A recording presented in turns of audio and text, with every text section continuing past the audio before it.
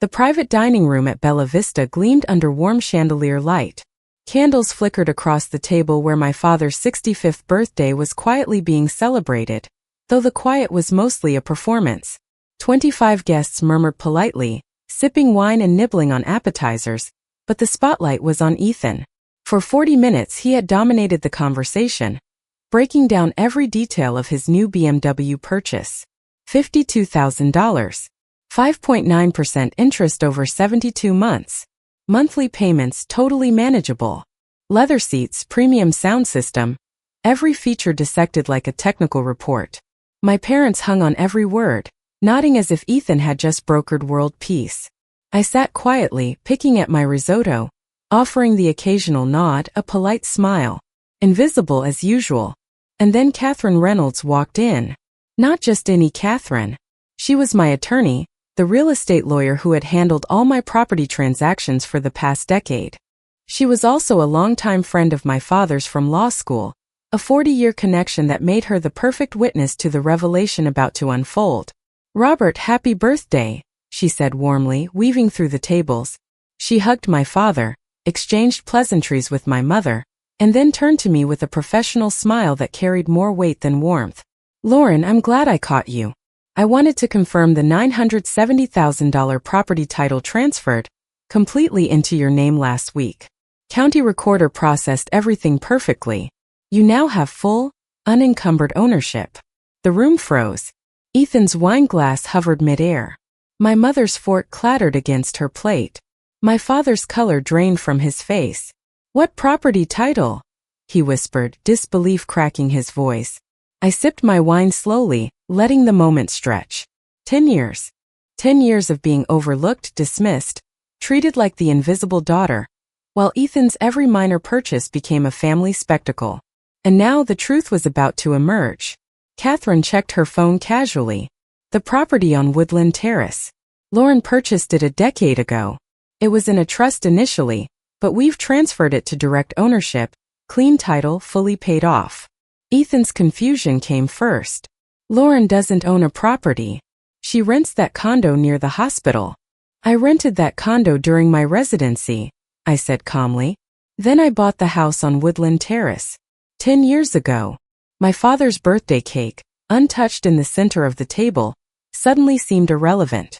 Candles waited for a moment they wouldn't get. "What are you talking about?" he asked. "The 6-bedroom estate I purchased for $970,000 in September 2014, I said evenly. "The one I've owned and lived in for the past 10 years.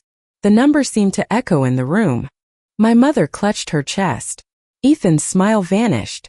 My father looked as if he'd been physically struck. "That's impossible," my mother breathed. "Where would you get money for $1 million property?" "From working," I said simply. "I'm a cardiothoracic surgeon at Metropolitan Medical Center. I've been on staff for 8 years. My base salary is $485,000 per year, not including bonuses or consulting fees." Catherine nodded. Lauren is being modest. With bonuses, consulting, and speaking fees, her annual income is closer to $620,000. One of the most sought-after cardiac surgeons in the state. 6 words and the quiet in the room thickened. $600,000 a year?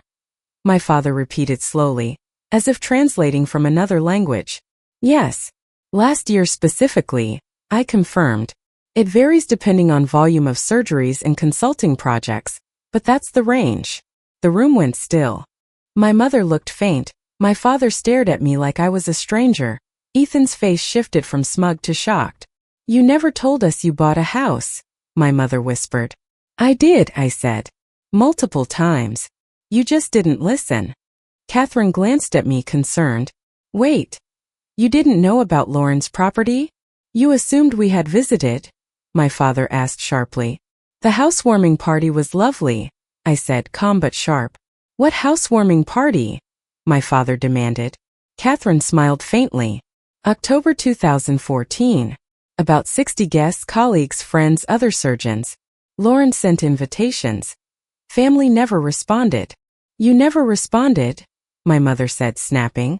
"I assumed you weren't interested," I said simply. My father's hands gripped the table. You're saying you've owned $1 million property for 10 years and we didn't know?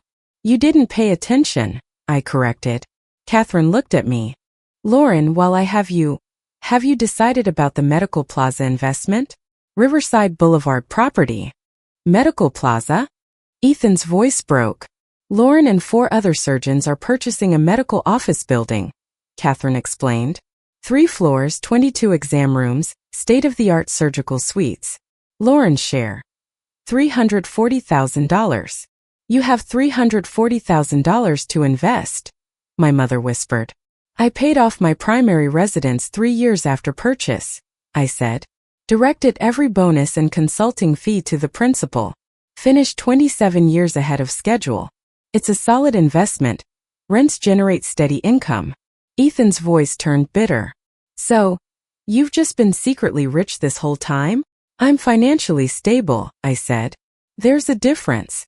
And I wasn't keeping secrets, I was living my life. You all just assumed that because I wasn't broadcasting my achievements, I had none. The silence that followed felt almost sacred. Every gaze at the table was fixed, processing a version of me they had ignored for a decade. If you're enjoying this story, don't forget to subscribe for more tales of hidden triumph and family drama. Comment below, what would you do if your accomplishments were invisible to your own family?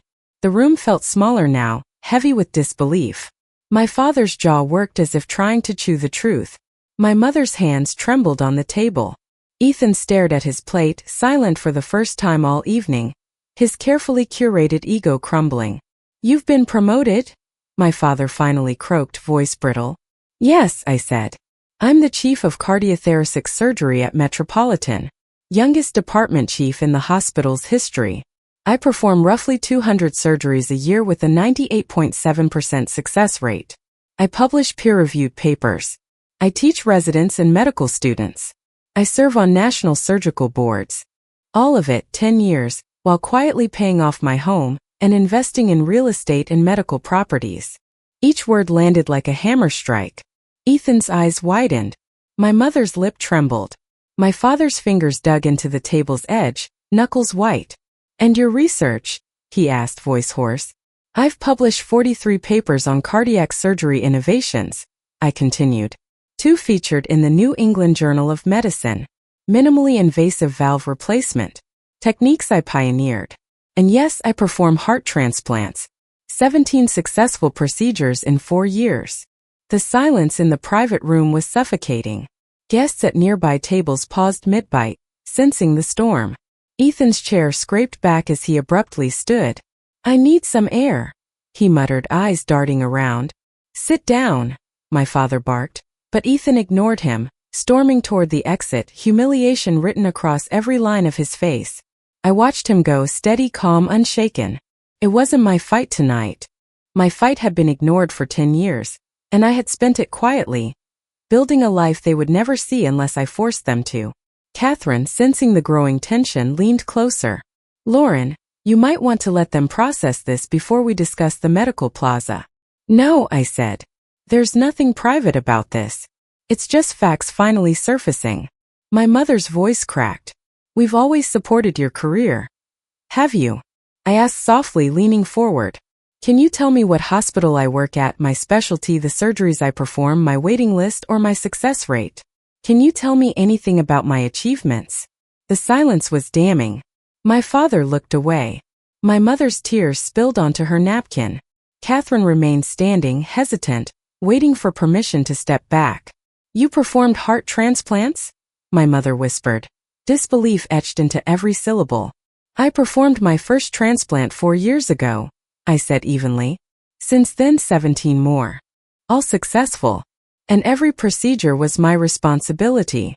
Catherine's professional demeanor softened as she added quietly, Lauren was also nominated for the American College of Surgeons Distinguished Service Award last year. Her research has been featured in leading journals. Her peers in cardiac surgery respect her profoundly.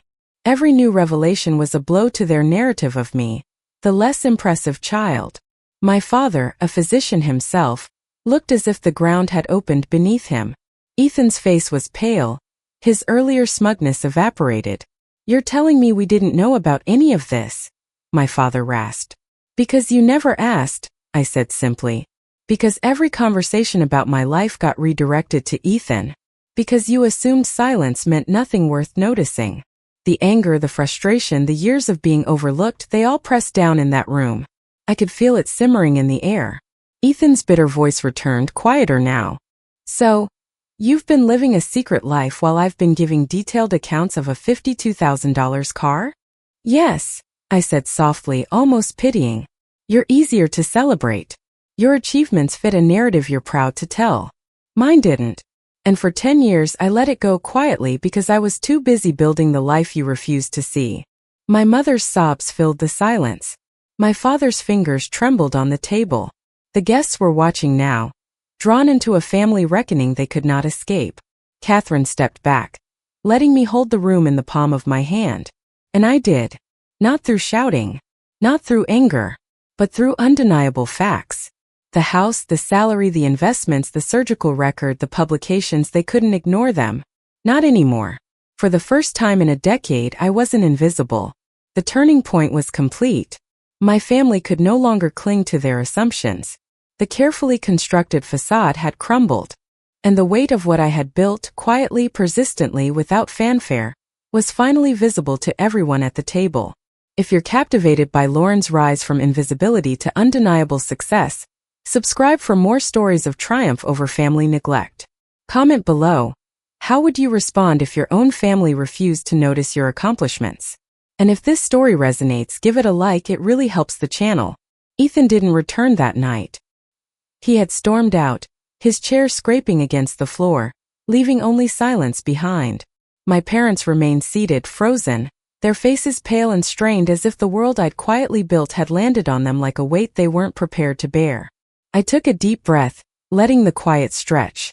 10 years of invisibility, 10 years of being overlooked, 10 years of subtle neglect, it all culminated in this moment. And for the first time the power was mine, not theirs. You're asking what I want? I said softly. My mother's eyes were red, tear-streaked, but she searched my face for the child she thought she knew.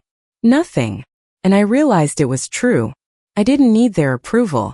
I didn't need their recognition. What I needed was already mine. My life, my accomplishments, my independence. I walked slowly toward the exit, every step deliberate, the sound of my heels clicking against the polished floor marking my liberation. Lauren, please, my father called, voice trembling. It's my birthday, don't go like this. Celebrate it, I said evenly. Celebrate Ethan's car payments. Celebrate whatever else you choose. I'm done pretending this is acceptable. I'm done being invisible. My mother tried to call after me, reaching out with a hand, but I didn't turn. I didn't need to. Her apologies, her tears, they were irrelevant. My life didn't hinge on them noticing anymore. Outside, the cool evening air was crisp against my skin. The valet handed me my Mercedes S-Class, a car I had bought 3 years ago, fully paid for. A small emblem of the life I had built quietly, carefully. Sliding into the driver's seat, I felt the first real sense of relief in a decade. The drive to Woodland Terrace was just 18 minutes, but each second felt symbolic. Past the iron gates, through the landscaped gardens, to my sanctuary of choice and achievement. The 6-bedroom estate welcomed me with its soaring ceilings, warm recessed lighting, and the quiet certainty of ownership. Every room told a story of deliberate choice. The home office stacked with surgical notes and research papers, the library lined with medical journals and textbooks, the wine cellar curated over 5 years, the master suite with spa bathroom for decompressing after 12-hour surgeries. This house wasn't for them. It wasn't for anyone but me. My phone buzzed, my mother. I let it go to voicemail. Then my father. Voicemail again. A text from Ethan. You really had to ruin Dad's birthday. I set the phone aside, walking through the house room by room. The formal dining room, where family dinners never included them. The home theater, where colleagues and patients watched documentaries with me but never family. The guest wing, prepared for visiting surgeons, never for parents. And in every space, clarity settled in like sunlight piercing through clouds. Not anger. Not bitterness. Pure, cold, liberating clarity. 10 years of work. 10 years of patience. 10 years of silent achievement. They hadn't seen me, not because I had hidden, but because they never chose to notice. Catherine's text arrived next. You handled that with incredible grace. Proud of you. I smiled and replied, thank you for being there. Another buzz. My mother. Please call. We need to talk about tonight. I stared at it long, then set the phone down. Tomorrow would bring calls, texts, demands for explanations, attempts to rewrite 10 years of neglect into a story that didn't indict their parenting. But tonight I didn't answer. I stood in my estate, fully paid, fully mine. A 6-bedroom sanctuary I had built with my hands, my mind, my dedication. I had saved lives. I had built financial independence. I had become department chief. I had pioneered surgical techniques and published groundbreaking research. I had earned respect, admiration, and impact. And I had done it all without their support or recognition. That meant I never needed it to succeed. I never had. Tomorrow I would return to the operating room.